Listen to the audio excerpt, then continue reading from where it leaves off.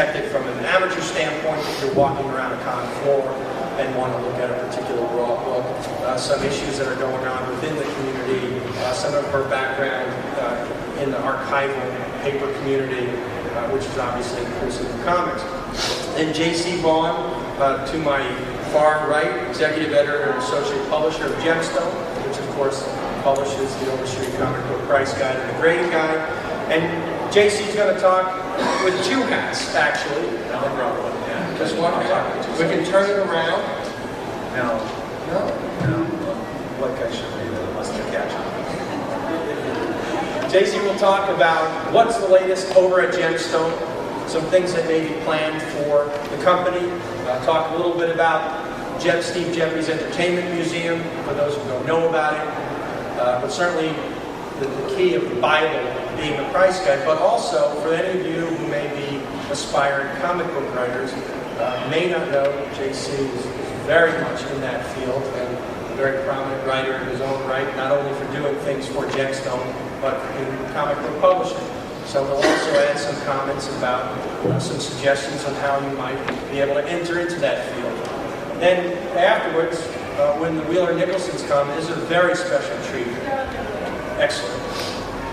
Anyone who loves history of comics is really, I think, going to get a kick out of this. Douglas Wheeler Nicholson is the son, and Nikki Heron Wheeler Nicholson is the granddaughter of Malcolm Wheeler Nicholson, who was the founder of what is now DC Comics.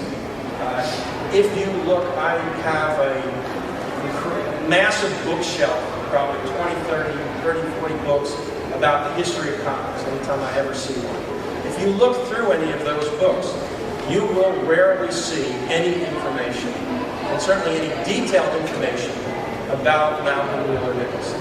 In fact, what you'll usually see is the same paragraph or two about him and the role that he played, minimally stated, though monumental it was. Were it not for this man, one could not tell you what the community would be like today. He really created the company.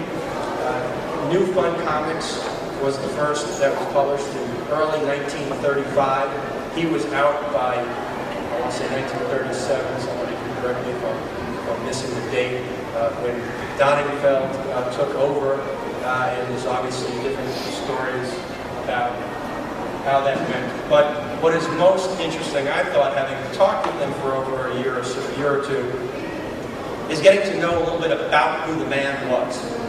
And so you'll be able to get first-hand experiences from them and insight to tell you. He was born in 1890, he died in 1968. He was actually became a very well-known writer on military aspects.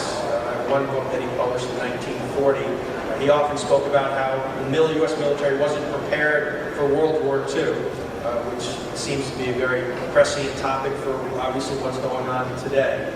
He was a major in the U.S. Army, and there were some very interesting stories with respect to that.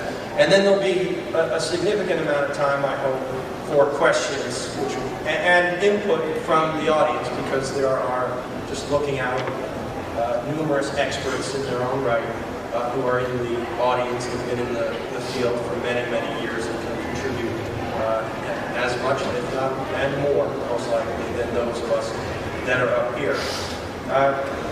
To me, when I think about comics, and it probably is for